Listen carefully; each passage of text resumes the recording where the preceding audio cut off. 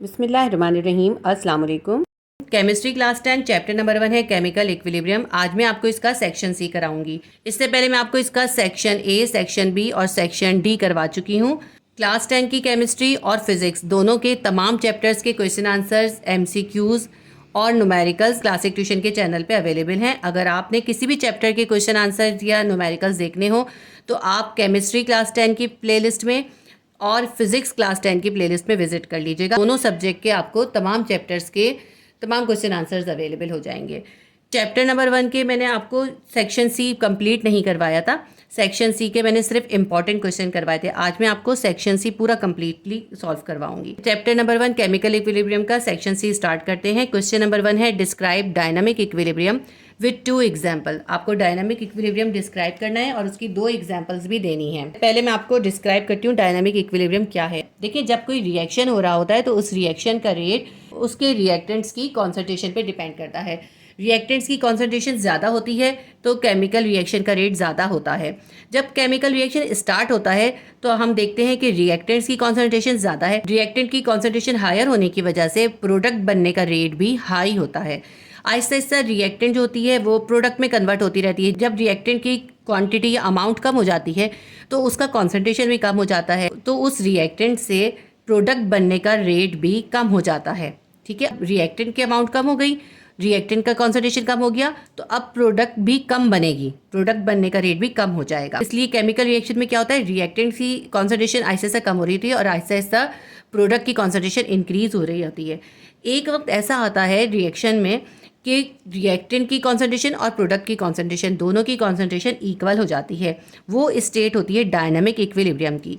ये होता है डायनामिक इक्विलिब्रियम, यानी rate of forward reaction is equals to rate of reverse reaction के। डायनामिक इक्विलिब्रियम सिर्फ फिक्स टेम्परेचर और क्लोज कंटेनर में ही अचीव्ड हो सकता है। अगर कंटेनर क्लोज नहीं होगा या टेम्परेचर फिक्स नहीं होगा तो केमिकल रिएक्शन में डायनामिक इक्विलिब्रियम अचीव नहीं होगा। ठीक है, ये मैंने आपको पूरा कंप्लीट समझा दिया। अब मैं बताती हूँ आपने लिखना क्या है। ये पूरा पैराग्राफ जो है आपकी बुक के पेज नंबर 3 से मैंने लिखा है, आप भी उसमें से भी लिख सकते हैं। अब मैं इसको रीड कर देती हूँ। Dynamic equilibrium, the reaction rate depends on the concentration of the reactants. Reaction का रेट जो है रिएक्टेंट्स की कॉन्सेंट्रेशन पे डिपेंड करता है। At the beginning the quantity of reactants is higher and the rate of product formation is the higher. रिएक्शन के शुरू में रिएक्टेंट्स की क्वांटिटी हाई होती है, इसलिए प्रोडक्ट की फॉर्मेशन का रेट भी हाई होता है। As the reactant amount decreases the rate of reactant transformation also decreases and the rate of product formation decreases. जैसे जैसे रिएक्टेंट का अमाउंट कम होता जाता है, रिएक्टेंट्स के ट्रांसफॉर्म होने का रेट भी डिक्रीज हो जाता है और इस तरह प्रोडक्ट बनने का रेट भी डिक्रीज हो जाता है। After a certain time, the concentration of reactants and products become constant. एक मखसूस वक्त के बाद रिएक्टेंट्स और प्रोडक्ट की कॉन्सेंट्रेशन कांस्टेंट हो जाती है। This state is called dynamic equilibrium. ये स्टेट कहलाती है डायनामिक इक्विलिब्रियम की। Rate of forward reaction is equals to rate of reverse reaction. Rate of forward reaction equal हो जाता है रेट ऑफ रिवर्स रिएक्शन के। Dynamic equilibrium can only be achieved in a closed container with fixed temperature. Dynamic equilibrium सिर्फ close container और fix temperature पर ही achieve हो सकता है। ये मैंने आपको पूरा आंसर इसका बता दिया। इसमें आपको 2 एग्जाम्पल्स भी देनी है। इसके अंदर हम वही दोनों एग्जाम्पल देंगे जो हमने सेक्शन बी के क्वेश्चन नंबर 1 में दी थी। क्वेश्चन नंबर 1 में हमने केमिकल इक्विलिब्रियम की 2 एग्जाम्पल दी थी, वही हम डायनामिक इक्विलिब्रियम की एग्जाम्पल्स लिखेंगे। इसकी फर्स्ट एग्जाम्पल आपकी बुक से ली है मैंने, बुक में आपके यही एग्जाम्पल गिवन है डायनामिक इक्विलिब्रियम की। और जो सेकंड एग्जाम्पल है, एग्जाम्पल नंबर 2, वो आपकी बुक में से नहीं है, लेकिन इस क्वेश्चन के अंदर हमें 2 ही एग्जाम्पल देनी है। एग्जाम्पल नंबर 1 है, an example of a reaction at equilibrium is a reaction of hydrogen and iodine in a close container to produce hydrogen iodide. ये आपकी बुक में पेज नंबर 4 पे मौजूद है। इक्विलिब्रियम रिएक्शन की एक एग्जाम्पल जो है वो हाइड्रोजन और आयोडीन का क्लोज कंटेनर के अंदर हाइड्रोजन आयोडाइड बनाना है। यानी जब क्लोज कंटेनर के अंदर हाइड्रोजन और आयोडीन को मिलाकर हाइड्रोजन आयोडाइड बनाते हैं तो उसके अंदर डायनामिक या केमिकल इक्विलिब्रियम आता है। At the start of reaction there is a high concentration of hydrogen and iodine. जब रिएक्शन स्टार्ट होता है तो उस वक्त जो रिएक्टेंट हैं हाइड्रोजन और आयोडीन, इन दोनों की कॉन्सेंट्रेशन हाई होती है and after that concentration decreases as hydrogen iodide is formed।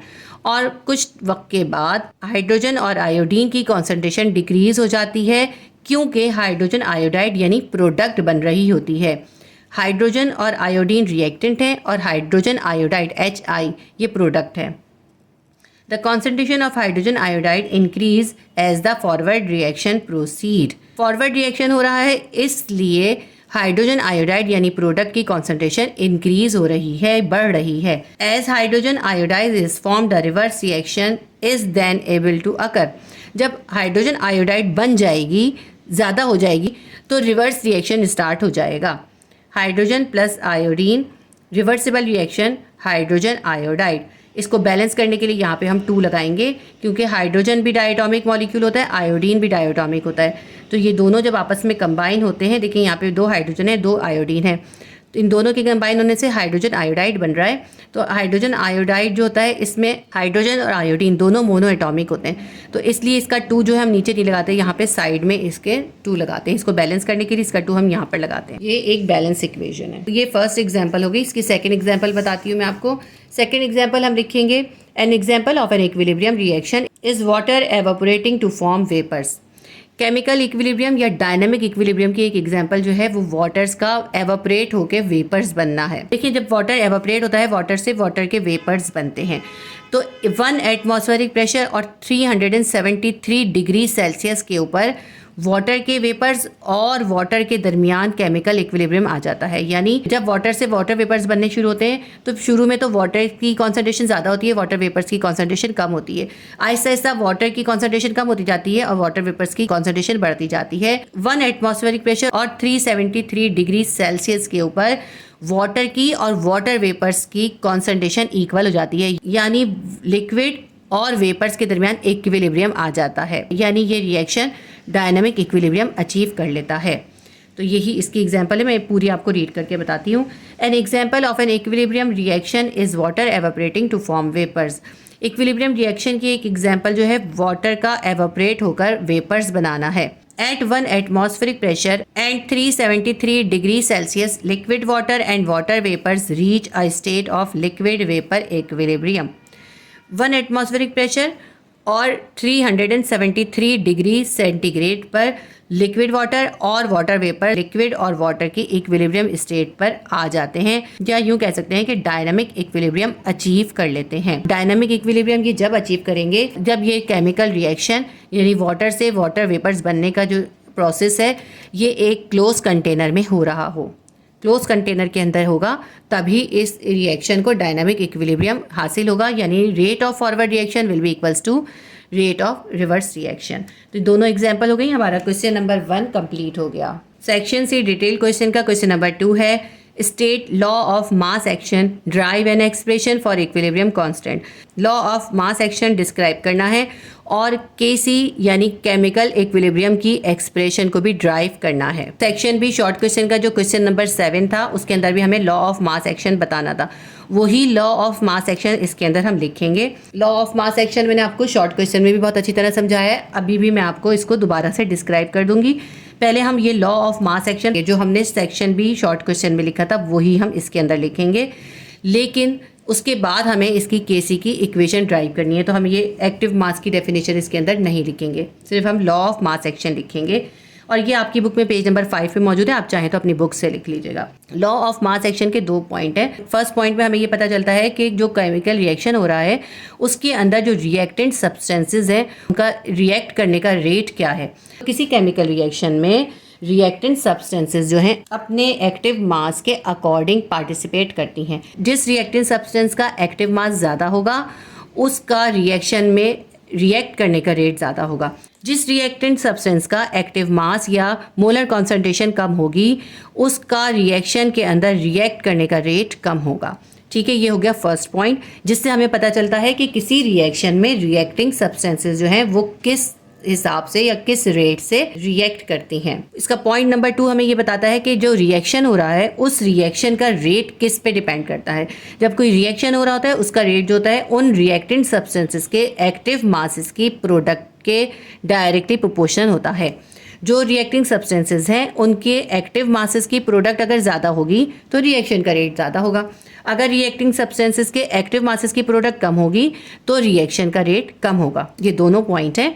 अब इसके अंदर हम एक सपोज करते हैं कि एक रिएक्शन हो रहा है जिसमें दो रिएक्टिंग सब्सटेंसेस है, एक है कैपिटल ए, दूसरी है कैपिटल बी। ये दोनों रिएक्टिंग सब्सटेंसेस है कि आपस में रिएक्ट करेंगे, रिवर्सिबल रिएक्शन हो रहा है और दो प्रोडक्ट बन रही हैं, कैपिटल सी और कैपिटल डी, ये दोनों प्रोडक्ट हैं। तो इस रिएक्शन के अंदर ये जो कैपिटल ए के साथ स्मॉल ए, ये स्मॉल बी है, ये दोनों रिएक्टेंट सब्सटेंसेस का एक्टिव मास या मोलर कॉन्सेंट्रेशन है, या हम इसको नंबर ऑफ मोल्स भी कहते हैं। और ये जो प्रोडक्ट है, प्रोडक्ट में ये स्मॉल सी और स्मॉल डी, ये इन दोनों प्रोडक्ट का एक्टिव मास, मोलर कॉन्सेंट्रेशन या नंबर ऑफ मोल्स हैं। ठीक है, ये दोनों लॉज हो गए। आप यहाँ तक ही लॉ ऑफ मास एक्शन लिख सकते हैं। ठीक है, मैं एक बार और रीड कर देती हूँ। Law of mass action point number 1 है, this law state that the rate at which substances reacts is directly proportional to its active mass. इस लॉ के मुताबिक सब्सटेंसेस के रिएक्ट करने का रेट डायरेक्टली प्रोपोर्शन होता है उनके एक्टिव मास के। रिएक्टेंट सब्सटेंस का एक्टिव मास ज़्यादा होगा तो रिएक्शन में उसका रिएक्ट करने का रेट ज़्यादा होगा। रिएक्टेंट सब्सटेंस का एक्टिव मास कम होगा तो उसका रिएक्ट करने का रेट उस रिएक्शन में कम होगा। पॉइंट नंबर 2 है, and the rate of a reaction is directly proportional to the product of the active masses of the reacting substances. किसी रिएक्शन का रेट डायरेक्टली प्रोपोर्शन होता है रिएक्टिंग सब्सटेंसेस के एक्टिव मासेस की product के। Reacting substances के active masses की product ज़्यादा होगी तो रिएक्शन का रेट ज़्यादा होगा। रिएक्टिंग सब्सटेंसेस के एक्टिव मासेस की प्रोडक्ट कम होगी, उस रिएक्शन का रेट भी कम होगा। फिर हम ये इक्वेशन लिखेंगे, small A capital A plus small B capital B, reversible reaction small C capital C plus small D capital D. यानी reactant substances A plus B, reversible reaction हो रहा है, प्रोडक्ट बन रही है सी प्लस डी, दो product बन रही हैं। तो इसमें जो इस रिएक्शन का रेट है वो किसके डायरेक्टली प्रोपोर्शनल होगा, इन रिएक्टिंग सब्सटेंसेस के एक्टिव मासेस की प्रोडक्ट के। उसको हम लिखते कैसे हैं, rate of forward reaction will be directly proportional to reacting substance A और रिएक्टिंग सब्सटेंस बी, दोनों को मोलर कॉन्सेंट्रेशन के ब्रैकेट में लिखेंगे और इनके जो नंबर ऑफ मोल या एक्टिव मास हैं उनको इसकी पावर या कोशेंट बना देंगे।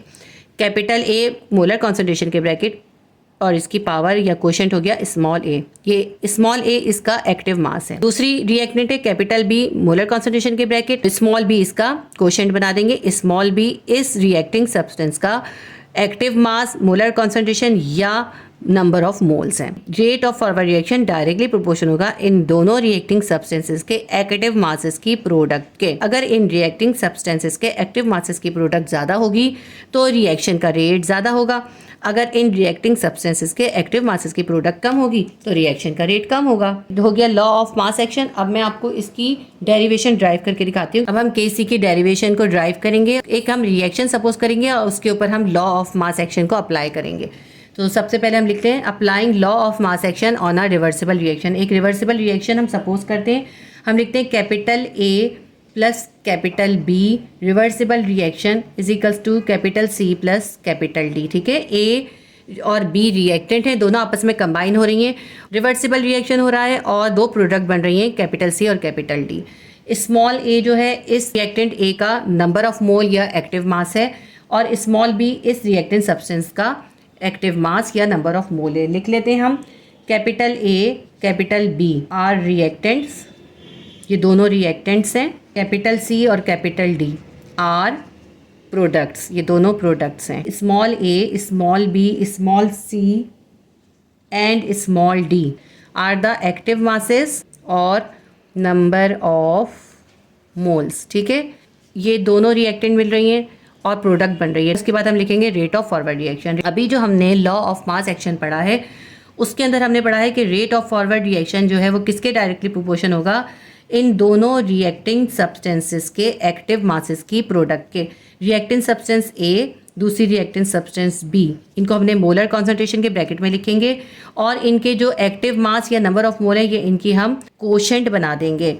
कैपिटल ए का कोशेंट क्या होगा, स्मॉल ए, क्योंकि कैपिटल ए का एक्टिव मास स्मॉल ए है। कैपिटल बी दूसरी रिएक्टेंट है, इसका जो एक्टिव मास है वो है स्मॉल बी, ये इसका कोशेंट बना देंगे। यानी rate of forward reaction directly proportion है इन दोनों रिएक्टिंग सब्सटेंसेस के एक्टिव मासेस की प्रोडक्ट के। हमने इन दोनों को मोलर कॉन्सेंट्रेशन के ब्रैकेट में लिखा है, उनके दरमियान कोई साइन नहीं है, यानी दोनों की प्रोडक्ट निकल रही है, दोनों मल्टीप्लाई हो रही हैं। Rate of forward reaction directly proportion है इन दोनों रिएक्टिंग सब्सटेंसेस के एक्टिव मासेस की प्रोडक्ट के।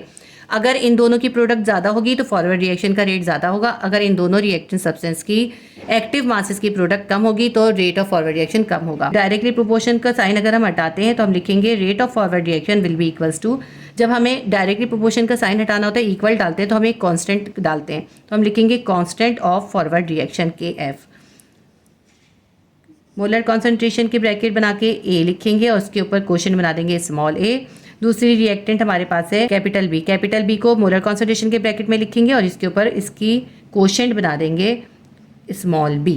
यहाँ पे हम मेंशन कर देते हैं KF क्या है। KF is the rate of constant of forward reaction. Forward reaction के रेट का जो कांस्टेंट है वो है KF।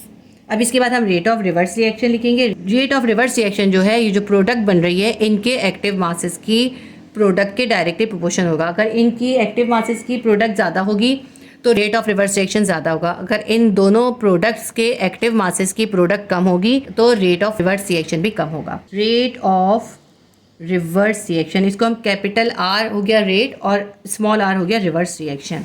ठीक है, rate of reverse reaction directly proportion to capital C molar concentration के ब्रैकेट में लिखेंगे और इसके ऊपर इसकी एक्टिव मास क्या है स्मॉल c है, वो इसका क्वोशेंट बना देंगे।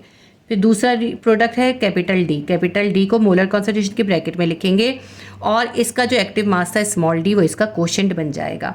यानी rate of reverse reaction in दोनों प्रोडक्ट्स जो है, इन दोनों प्रोडक्ट्स के एक्टिव मासेस की प्रोडक्ट के डायरेक्टली प्रोपोर्शन होगा। तो इसको भी हम इस तरह लिख लेते हैं, rate of reverse reaction will be equals to. अब जब हम प्रोपोर्शनल का साइन हटाते हैं इक्वल का साइन डालते हैं तो हमें कांस्टेंट लिखना पड़ता है, तो हम लिख लेते हैं constant of reverse reaction KR। Capital C इसकी पावर होगी small c multiply by capital D इसकी पावर होगी स्मॉल d। ठीक है, rate of reverse reaction will be equals to constant of reverse reaction molar concentration के bracket में capital C उसका quotient है स्मॉल c, कैपिटल D उसका quotient है स्मॉल d। हम ये मेंशन करते हैं KR क्या है। KR is the rate constant of reverse reaction. KR reverse reaction का रेट कांस्टेंट है। यहाँ पे भी KF is the rate constant आएगा, ऑफ नहीं आएगा। KF is the rate constant of forward reaction. KF forward reaction का रेट कांस्टेंट है। अब ये हमने दोनों रेट ऑफ फॉरवर्ड रिएक्शन भी लिख लिए, रेट ऑफ रिवर्स रिएक्शन भी लिख लिए। अभी हमने पढ़ा कि जब इक्विलिब्रियम स्टेट आती है तो rate of forward reaction rate of reverse reaction के इक्वल हो जाता है। तो हम लिख लेते हैं rate of forward reaction will be equals to rate of reverse reaction. अब जो रेट ऑफ फॉरवर्ड रिएक्शन है उसकी जगह पे हम ये इसका रेट ऑफ फॉरवर्ड रिएक्शन लिखेंगे और जो रेट ऑफ रिवर्स रिएक्शन है उसकी जगह पे हम इसकी ये वाली इक्वेशन लिखेंगे रेट ऑफ रिवर्स रिएक्शन की। ठीक है, रेट ऑफ फॉरवर्ड रिएक्शन किसके बराबर है KF capital A capital B। RF की जगह पे हम ये पूरी ये वाली इक्वेशन लिख लेंगे। RF is equals to KF capital A और इसकी पावर है small a multiply by capital B और इसकी पावर है small b is equals to R के है रिवर्स रिएक्शन के। रिवर्स रिएक्शन क्या है हमारे पास है, ये हम पूरी इक्वेशन लिखेंगे। KR मोलर कॉन्सेंट्रेशन के ब्रैकेट कैपिटल C इसके ऊपर small c multiply by molar concentration के ब्रैकेट कैपिटल D और इसकी पावर स्मॉल d। ये हमने rate of forward reaction is equals to rate of reverse reaction लिख दिया। अब नेक्स्ट स्टेप पे हम इनके कांस्टेंट एक साथ लिख देंगे। इनके कांस्टेंट क्या है KF है और इसका कांस्टेंट है KR। इन दोनों को हम लेफ्ट हैंड साइड पे लिख देंगे और ये जो वेरिएबल्स हैं A B और C D इनको हम राइट हैंड साइड पे लिख देंगे। किस तरह से लिखेंगे देखिए, KF अपनी जगह पे रहेगा, ये KR जो है यहाँ से उठ के यहाँ पर आ जाएगा, यहाँ मल्टीप्लाई हो रहा है इस तरह KF के नीचे आके डिवाइड हो जाएगा। क्या बन जाएगा KF डिवाइडेड बाय KR। इसी तरह ये जो रिएक्टेंट है ये यहाँ मल्टीप्लाई हो रहा था, यहाँ से इक्वल के इस तरफ जाएगा तो यहाँ पे आके डिवाइड हो जाएगा, C और D के नीचे आ जाएगा, डिवाइड हो जाएगा AB। ठीक है, प्रोडक्ट ऊपर रह जाएगी और रिएक्टेंट इसके नीचे आके डिवाइड हो जाएगा। मैं आपको करके दिखाती हूँ कैसे करेंगे। लेफ्ट हैंड साइड पे हम क्या लिखेंगे, KF तो देखिए पहले से था, हम लिखेंगे KF डिवाइडेड बाय KR। जैसे मैंने आपको समझाया है कि के आर इधर से उठ के इधर आया, यहाँ मल्टीप्लाई होता है, यहाँ पे आके डिवाइड हो गया, इज इक्वल्स टू, ये हमने लेफ्ट हैंड साइड पे दोनों कांस्टेंट लिख लिए। अब जो वेरिएबल्स थे ना ए बी और सी डी, तो सी, कैपिटल सी और कैपिटल डी अपनी जगह पे ऐसे ही रहेंगे, कैपिटल सी के ऊपर स्मॉल सी और कैपिटल डी के ऊपर स्मॉल डी। लेकिन यहाँ के एफ के पास जो कैपिटल ए और कैपिटल बी था ना, वो इधर से उठ के इधर आ गया इक्वल के इस तरफ, तो यहाँ मल्टीप्लाई हो रहा था, जब इक्वल के दूसरी तरफ जाएगा डिवाइड हो जाएगा, कैपिटल ए इसके नीचे आ जाएगा, कैपिटल ए के ऊपर स्मॉल ए इसके एक्टिव मासेस लिखेंगे और कैपिटल बी के ऊपर स्मॉल बी इसके एक्टिव मासेस लिखेंगे। ठीक है, बहुत सिंपल सी चीज़ें मैं एक बार और आपको इसमें से बताती हूँ। देखिए अब ये इक्वेशन ऐसे बन गई, देखिए किस तरह से बनी है। के एफ के पास हम ये के आर को ले आए, के आर यहाँ पे मल्टीप्लाई हो रहा था, इधर आके इसके नीचे डिवाइड हो गया, क्या बन गया, के एफ अपॉन के आर। मैं यहाँ पे भी आपको एक दफ़ा लिख के दिखा देती हूँ, देखिए के एफ अपॉन के आर, ये इधर आ गया। अब ये वाला इक्वल लिखा हमने। अब ये सी और डी अपनी जगह पर ही हैं, सी और डी ये अपनी जगह पर ही हैं, और ये जो ए बी है ये इक्वल के इस तरफ आया है, यहाँ पे मल्टीप्लाई होता है, यहाँ पे आके डिवाइड हो गया, capital A small A capital B small B. यहाँ पे क्योंकि स्पेस कम था इसीलिए मैंने अगले पेज पे लिखा था, लेकिन मैंने आपको इसलिए लिख के दिखाया ताकि आपकी कन्फ्यूजन ख़त्म हो जाए। मैं इसको अगले पेज पर ही कंटिन्यू करूँगी। ठीक है, इस तरह हमारे लेफ्ट हैंड साइड पे कांस्टेंट आ गए और राइट हैंड साइड पे सारे वेरिएबल्स आ गए। ये जो के एफ अपॉन के आर है, कांस्टेंट ऑफ फॉरवर्ड रिएक्शन और कांस्टेंट ऑफ रिवर्स रिएक्शन, ये इक्वल होता है के सी के। यहाँ पे हम लिख देते हैं के एफ अपॉन के आर इज इक्वल्स टू के सी होता है, तो इसकी जगह पे हम लिख देंगे के सी। के सी किसके बराबर हो गया, capital C small C multiply by capital D, molar concentration के ब्रैकेट और स्मॉल डी, प्रोडक्ट है ये, डिवाइडेड बाय रिएक्टेंट। रिएक्टेंट क्या हमारे पास है, ए स्मॉल ए कैपिटल बी, इसके ऊपर पावर आएगी स्मॉल बी, यानी के सी किसके बराबर आ गया, सी डी हमारे पास है प्रोडक्ट, सी डी प्रोडक्ट है ना, और ए बी क्या था, ये थे रिएक्टेंट्स, नीचे लिख देंगे हम रिएक्टेंट। अब ये हमारी इक्वेशन बन गई, K C is equals to product divided by reactant, यानी के सी जो है वो प्रोडक्ट और रिएक्टेंट का रेशो होता है इक्विलिब्रियम स्टेट पर। इस इक्वेशन को देखकर पता चलता है कि के सी जो है वो प्रोडक्ट के डायरेक्टली प्रोपोर्शनल होता है और रिएक्टेंट के इन्वर्सली प्रोपोर्शनल होता है। K C is the equilibrium constant. ये के सी की डेरिवेशन ड्राइव हो गई। देखिए कितनी आसान सी डेरिवेशन है। ये मोस्ट इंपॉर्टेंट क्वेश्चन है आपके एनुअल एग्जाम के लिए, बोर्ड एग्जाम के लिए। लॉ ऑफ मास एक्शन लिखना होता है, जैसे मैंने अभी आपको लिखवाया बिल्कुल उसी तरह से आप लिखेंगे, और उसके बाद के सी की डेरिवेशन ड्राइव करनी होती है। अगर शॉर्ट में आता है तो मैंने शॉर्ट में भी आपको आंसर लिख के बता दिया कैसे शॉर्ट में आंसर लिखते हैं, सेक्शन बी के अंदर मैंने इसका शॉर्ट आंसर लिखवाया है। और लॉन्ग में जब ये आता है इसकी डेरिवेशन ड्राइव करनी होती है तो बिल्कुल पूरी इसी तरह आप ड्राइव करें। ये पूरी डेरिवेशन आपकी बुक में पेज नंबर 6 पर है, लेकिन अगर आप उसमें से करेंगे तो आपको थोड़ी मुश्किल लगेगी। अगर आप इसको इस तरीके से करेंगे तो आपको इंशाल्लाह ताला मार्क्स भी पूरे मिलेंगे और आपको आसान भी बहुत लगेगी। आप इसको फॉलो कीजिएगा, इंशाल्लाह ताला ये आपके लिए बहुत हेल्पफुल रहेगा। अगर मेरी वीडियोज़ आपके लिए हेल्पफुल होती है तो वीडियोज़ को लाइक ज़रूर कर दिया कीजिए और शेयर भी कीजिए अपने फ्रेंड्स के साथ, अपने क्लासमेट्स के साथ। अभी हमारा क्वेश्चन नंबर 2 कंप्लीट हो गया, इसके बाद हम क्वेश्चन नंबर 3 करेंगे। सेक्शन सी डिटेल क्वेश्चन का क्वेश्चन नंबर 3 है, describe the characteristics of equilibrium constant. Equilibrium constant यानी के सी के कैरेक्टरिस्टिक्स आपको बताने हैं। इसका आंसर आपकी बुक में पेज नंबर 7 पर है। Important characteristics of equilibrium constant expressions are as follows. Equilibrium constant यानी के सी के कैरेक्टरिस्टिक्स ये हैं। नंबर 1, के सी ओनली वर्क्स इन इक्विलिब्रियम। के सी जो है सिर्फ इक्विलिब्रियम कंडीशन में होता है, क्योंकि के सी जो है वो इक्विलिब्रियम कांस्टेंट है। जब कोई केमिकल रिएक्शन इक्विलिब्रियम की स्टेट पर आता है उस वक्त जब हम प्रोडक्ट और रिएक्टेंट का रेशो निकालते हैं वो होता है के सी। पॉइंट नंबर 2 है, it represent the equilibrium concentration of the reactant and product in mole पर DM3 या मोल डॉट DM-3। के सी जो है वो रिएक्टेंट और प्रोडक्ट की इक्विलिब्रियम कॉन्सेंट्रेशन को मोल पर DM3 में जाहिर करता है। पॉइंट नंबर 3 है, K C is independent of reactant and product concentration. Reactant और प्रोडक्ट की कॉन्सेंट्रेशन का के सी पे कोई असर नहीं होता, यानी ऐसा नहीं है कि रिएक्टेंट ज़्यादा होगा तो के सी ज़्यादा होगा या प्रोडक्ट ज़्यादा होगी तो के सी ज़्यादा होगा, यानी रिएक्टेंट और प्रोडक्ट की कॉन्सेंट्रेशन से के सी अफेक्ट नहीं करता। पॉइंट नंबर 4 है, K C varies with temperature. के सी जो है टेम्परेचर से चेंज हो जाता है। जी हाँ, टेम्परेचर की चेंजिंग से के सी में चेंजिंग आ जाती है।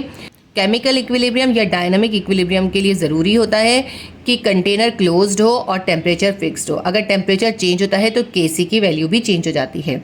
पॉइंट नंबर 5 है Kc is a balanced chemical equation coefficient. Kc जो है वो बैलेंस्ड केमिकल इक्वेशन का कोएफिशिएंट है।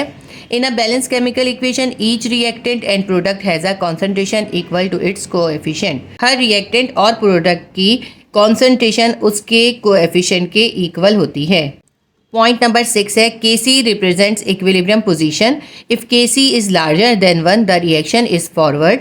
If Kc is lesser then 1 the reaction is a reverse reaction. Kc जो है इक्विलिब्रियम की पोजीशन को रिप्रेजेंट करता है। अगर Kc की वैल्यू 1 से ज़्यादा होती है तो रिएक्शन फॉरवर्ड हो रहा होता है, यानी किसी रिएक्शन में अगर Kc की वैल्यू यानी प्रोडक्ट और रिएक्टेंट का रेशो 1 से ज़्यादा आता है तो हम कहते हैं कि रिएक्शन फॉरवर्ड हो रहा है। If Kc is less than 1 the reaction is a reverse reaction.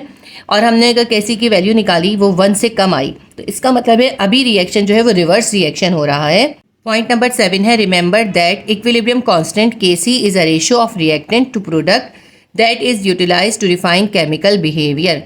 ये याद रखिए कि केमिकल कांस्टेंट यानी Kc जो है वो रिएक्टेंट और प्रोडक्ट का रेशो होता है जो कि केमिकल बिहेवियर को डिफाइन करने के लिए इस्तेमाल किया जाता है। यानी किसी भी केमिकल रिएक्शन का अगर हमें बिहेवियर बताना है कि ये फॉरवर्ड है या रिवर्स है, उसके लिए हम ये Kc का कांस्टेंट यूज़ करते हैं।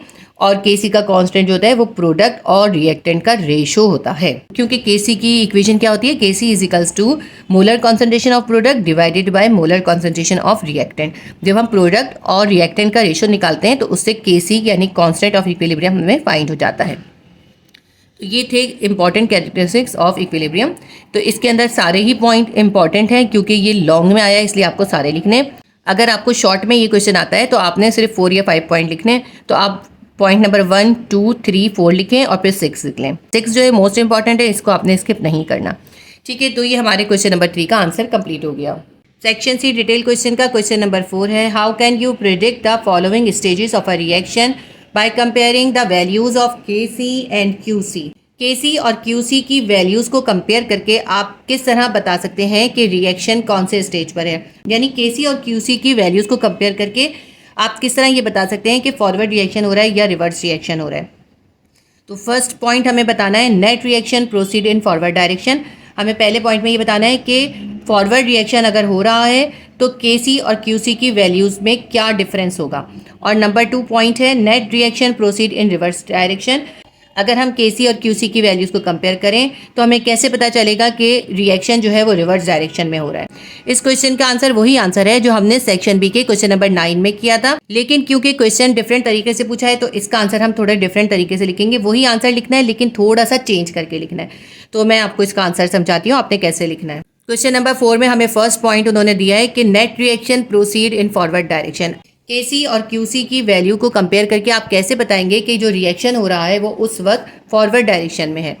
तो इसका आंसर हम लिखते हैं by comparing the values of Kc and Qc if Qc is lesser than Kc then the reaction is in forward direction. अगर आपने Kc और Qc की वैल्यूज को कंपेयर किया, अगर Qc जो है Kc से लेसर है यानी इक्विलिब्रियम कांस्टेंट की वैल्यू ज़्यादा है और Qc की वैल्यू कम है, तो रिएक्शन जो है फॉरवर्ड डायरेक्शन में होगा। Qc क्या चीज़ है और Kc क्या चीज़ है। देखिए Kc जो है वो है कोई रिएक्शन जब इक्विलिब्रियम की कंडीशन में होता है उस वक्त जब हम प्रोडक्ट और रिएक्टेंट का रेशो निकालते हैं वो होता है Kc। और Qc क्या होता है, किसी भी पर्टिकुलर टाइम पर जब आप प्रोडक्ट और रिएक्टेंट का रेशो निकालते हैं वो होता है Qc। तो अगर आप इन दोनों को कंपेयर करते हैं, Qc की वैल्यू कम आती है Kc से तो रिएक्शन फॉरवर्ड डायरेक्शन में हो रहा है।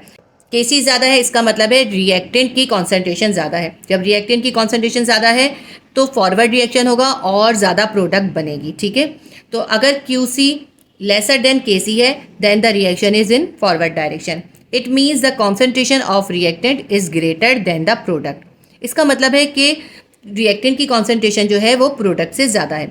So for equilibrium forward reaction occurs to form additional product. तो इक्विलिब्रियम के लिए एडिशनल प्रोडक्ट बनाने के लिए फॉरवर्ड रिएक्शन होगा। ठीक है, ये हो गया फर्स्ट पॉइंट। मैं एक बार और रीड कर देती हूँ। By comparing the values of Kc and Qc if Qc is lesser than Kc then the reaction is in forward direction. It means the concentration of reactants is greater than product so for equilibrium forward reaction occurs to form additional product. अब आपको इस तरह word to word answer आपकी book में नहीं मिलेगा, ये लिखा आपकी बुक से, लेकिन मैंने इसको ईजी वर्ड्स में लिखा है। अगर आप चाहें तो इन्हीं वर्ड्स के अंदर ये आंसर आप क्वेश्चन नंबर 9 में भी लिख सकते हैं, लेकिन आपको हेडिंग्स चेंज करनी पड़ेगी, उसमें आपको ये वाली हेडिंग डालनी पड़ेगी। ये हेडिंग नहीं डलेगी, ये हेडिंग डलेगी। क्वेश्चन के हिसाब से आंसर लिखना होता है। पॉइंट नंबर 2 है net reaction proceed in reverse direction.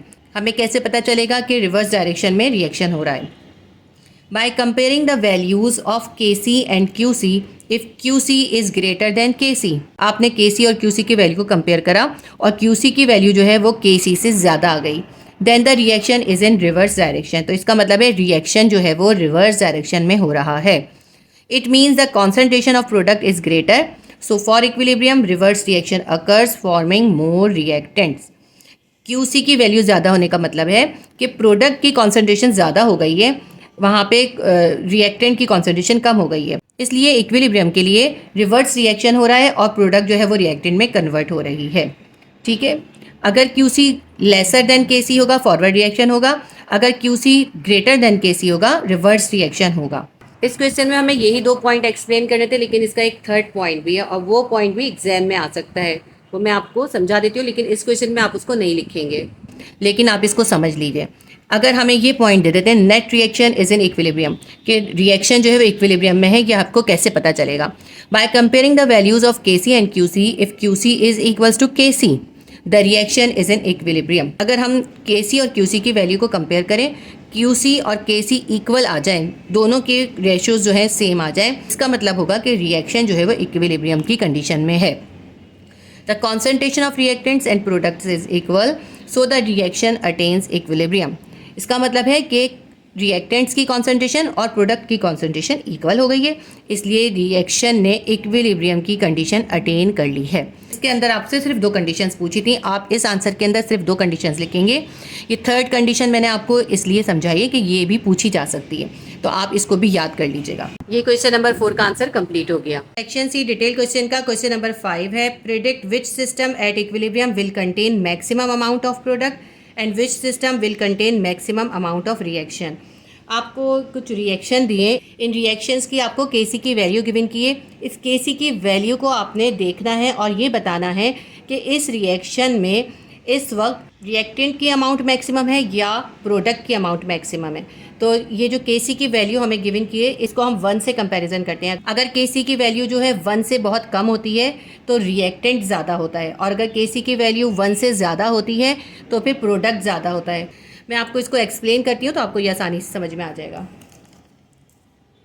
देखिए, फर्स्ट रिएक्शन हमें गिवन किया है, कार्बन डाइऑक्साइड का रिवर्सिबल रिएक्शन हो रहा है, कार्बन मोनोऑक्साइड और ऑक्सीजन बन रही है। 2 मोल कार्बन डाइऑक्साइड के रिएक्ट कर रहे हैं और 2 मोल ही कार्बन मोनोऑक्साइड बन रही है और 1 मोल ऑक्सीजन बन रही है। ऑक्सीजन से पहले कुछ नहीं है, इसका मतलब है ऑक्सीजन का 1 मोल बन रहा है। इसके अंदर हमें Kc की वैल्यू गिवन की है 3.1 मल्टीप्लाई बाय 10⁻⁻18 मोल पर dm3, 927 degree centigrade, 927 degree centigrade पर इस केमिकल रिएक्शन में Kc की वैल्यू जो है वो है 3.1 मल्टीप्लाई बाय 10⁻⁻18 मोल पर dm3। देखिए 10⁻⁻18 है, इसका मतलब है ये बहुत लेस वैल्यू है। जब भी 10 की पावर माइनस में होती है, इसका मतलब होता है ये जो वैल्यू होती है ये बहुत मिनिमम की होती है, लेसर होती है। किस तरह से हमें पता चलता है? देखिए 10⁻⁻18 है, अगर हम इसका पॉइंट हटाना चाहें, इसको हम ऑर्डिनरी फॉर्म में लिखना चाहिए, तो साइंटिफिक फॉर्म में लिखा हुआ है, इसको हम ऑर्डिनरी फॉर्म में लिखना चाहें तो इसके पॉइंट को हमें 18 डिजिट पीछे लेके जाना पड़ेगा। अब 1 डिजिट तो ये 3 है, तो इसका मतलब है हम पॉइंट डालेंगे और 17 जीरो ऐड करेंगे, फिर हम ये 31 लिखेंगे। ठीक है, ये देखिए पॉइंट के बाद कितने सारे जीरो हैं, जितने ज़्यादा जीरो होते हैं उतनी ही मिनिमम अमाउंट हो जाती है। ये 1 से बहुत ज़्यादा छोटी अमाउंट है, इसका मतलब है Kc की वैल्यू जो है वो 1 से बहुत कम है। जब Kc की वैल्यू 1 से बहुत कम होती है, इसका मतलब होता है जब ये रिएक्शन इक्विलिब्रियम की कंडीशन पर आया है तो उस वक्त इसके अंदर रिएक्टेंट की अमाउंट ज़्यादा है, रिएक्टेंट की अमाउंट जो है वो मैक्सिमम है और प्रोडक्ट मिनिमम है। रिएक्शन में जिस चीज़ की कॉन्सेंट्रेशन ज़्यादा होती है वो रिएक्शन उसकी तरफ शिफ्ट हो जाता है। तो हम ये कह सकते हैं कि क्योंकि इस रिएक्शन के अंदर रिएक्टेंट की अमाउंट ज़्यादा है, इसलिए ये रिवर्स या बैकवर्ड रिस्पॉन्स कहलाता है। रिवर्स रिएक्शन नहीं होगा बल्कि रिवर्स रेस्पॉन्स कहलाता है ये। तो अब इसका आंसर हम कैसे लिखेंगे? When Kc is less than 1 then reactant will be maximum. अगर Kc की वैल्यू 1 से कम होती है, उस रिएक्शन में रिएक्टेंट मैक्सिमम होता है। In this reaction Kc is smaller so the reactant are maximum. क्योंकि इस रिएक्शन में हमें जो Kc की वैल्यू गिवन की है ये लेसर देन 1 है और बहुत ही मिनिमम अमाउंट है 1 से, इसलिए इस रिएक्शन के अंदर रिएक्टेंट्स की अमाउंट मैक्सिमम है। इस क्वेश्चन के अंदर हमसे यही पूछा था कि इस रिएक्शन में रिएक्टेंट की अमाउंट मैक्सिमम है या प्रोडक्ट की अमाउंट मैक्सिमम है, तो इसके अंदर रिएक्टेंट की अमाउंट मैक्सिमम है क्योंकि Kc जो है वो लेसर देन 1 है। सेकंड रिएक्शन हमें गिवन किया है O3 यानी ओजोन का रिवर्सिबल रिएक्शन हो रहा है और O2 यानी ऑक्सीजन गैस बन रही है। 2 मोल ओजोन के हैं और 3 मोल ऑक्सीजन के बन रहे हैं। Kc is equals to 5.9 multiply by 10 की पावर 55 मोल पर dm3 298 degree kelvin. 298 degree kelvin temperature है। इस टेम्परेचर के ऊपर इस रिएक्शन में Kc की वैल्यू जो है 5.9 मल्टीप्लाई बाय 10 की पावर 55 मोल पर dm3 है। अब देखिए 10 की पावर 55 है, इसका मतलब है ये वैल्यू बहुत बड़ी है क्योंकि ये 10 की पावर जो है ये प्लस में है। जब 10 की पावर पॉजिटिव होती है इसका मतलब होता है ये वैल्यू बहुत ज़्यादा होती है। ये साइंटिफिक नोटेशन में लिखा हुआ है। 10 की पावर 55 का मतलब है कि इसके अंदर अगर हम पॉइंट हटाते हैं, पॉइंट हम 54 डिजिट आगे लेके जाएंगे, यानी 59 के बाद कितने जीरो आएंगे, 59 के बाद आएंगे 54 जीरो ऐड हो जाएंगे। कितनी बड़ी वैल्यू हो जाएगी। अगर हम यहाँ लिखना चाहें तो यहाँ लिख नहीं सकते, इतने सारे जीरो हैं, इसलिए साइंटिफिक नोटेशन में लिखना आसान होता है। तो इसको मैं चेंज नहीं करके दिखाऊंगी, बहुत ज़्यादा जीरो इसके अंदर ऐड होंगे। तो ये 1 से बहुत बड़ी अमाउंट है, इसलिए Kc की वैल्यू से हमें पता चला है कि इस रिएक्शन के अंदर जब ये रिएक्शन इक्विलिब्रियम पे पहुँचा है तो इसके पास प्रोडक्ट की अमाउंट मैक्सिमम है और यही हमें इसमें आंसर देना है। जब कोई रिएक्शन इक्विलिब्रियम पे पहुंचे और उसके पास प्रोडक्ट की अमाउंट मैक्सिमम हो तो वो रिएक्शन जो है उस मैक्सिमम अमाउंट की तरफ शिफ्ट हो जाता है, यानी ये रिएक्शन जो है प्रोडक्ट की तरफ शिफ्ट होगा, यानी ये रिएक्शन फॉरवर्ड रिस्पॉन्स कर रहा है। वो रिएक्शन जो है रिवर्स रिस्पॉन्स कर रहा था जिसके अंदर Kc की अमाउंट लेसर देन 1 थी, वो रिवर्स रिस्पॉन्स कर रहा था, उसके अंदर रिएक्टेंट ज़्यादा थे। और जिस रिएक्शन के अंदर Kc की अमाउंट ग्रेटर देन 1 है उसमें प्रोडक्ट मैक्सिमम है, तो वो रिएक्शन फॉरवर्ड रिस्पॉन्स करेगा। इसका मतलब ये नहीं है कि फॉरवर्ड रिएक्शन हो रहा होगा, यानी उसका रिस्पॉन्स फॉरवर्ड रिस्पॉन्स कहलाता है। इसके अंदर हमें Kc की वैल्यू को 1 से कंपेयर करके उस रिएक्शन में रिएक्टेंट की और प्रोडक्ट की अमाउंट बतानी है। बहुत ईजी तरीका है। अगर Kc 1 से लेसर है तो रिएक्टेंट ज़्यादा होगा और अगर Kc ग्रेटर देन 1 है तो प्रोडक्ट की अमाउंट ज़्यादा होगी। इसका आंसर लिख लेते हैं हम। As Kc is greater than 1 then product will be maximum. जब भी Kc 1 से ग्रेटर होता है तो प्रोडक्ट मैक्सिमम होती है। So in this reaction Kc is greater, क्योंकि इस रिएक्शन में Kc ग्रेटर है the product will be maximum, product maximum होगी। इसके अंदर हमें रिएक्टेंट और प्रोडक्ट की अमाउंट बतानी थी। इससे पहले वाले क्वेश्चन में हमने QC से कंपेयर किया था। QC से कंपेयर करते हैं तो डिफरेंट तरीका होता है, और जब 1 से कंपेयर करते हैं हम Kc की वैल्यू को तो फिर वो डिफरेंट होता है। ठीक है, तो ये क्वेश्चन नंबर 5 का आंसर उम्मीद करती हूँ आपको क्वेश्चन नंबर 5 का आंसर समझ में आया होगा। मैंने कोशिश की आपको बहुत इजी तरीके से एक्सप्लेन करूँ। आपने सिर्फ Kc की वैल्यू को देखना है। अगर ये लेसर है, माइनस में है 10 की पावर, इसका मतलब है रिएक्टेंट ज़्यादा है। और Kc की के अंदर जो वैल्यू दी है अगर उसमें 10 की पावर पॉजिटिव है, इसका मतलब है ये 1 से ग्रेटर है और इसके अंदर प्रोडक्ट की अमाउंट ज़्यादा है। बस इतना छोटा सा आंसर है, ये ब्लैंक में भी आ सकता है आपका। इंशाल्लाह ताला बहुत जल्द आपको क्लासिक ट्यूशन के चैनल पे बायोलॉजी क्लास 10 की वीडियोस भी अवेलेबल होंगी। उसके लिए मैं बहुत जल्द आपसे लिंक शेयर करूंगी। उस चैनल पे आपको बायोलॉजी क्लास 10 की वीडियोस अवेलेबल होंगी। अगर ये वीडियो आपके लिए हेल्पफुल रही है तो वीडियो को लाइक ज़रूर कीजिएगा और अपने फ्रेंड्स और क्लासमेट्स के साथ ज़रूर शेयर कीजिएगा। अल्लाह हाफिज़।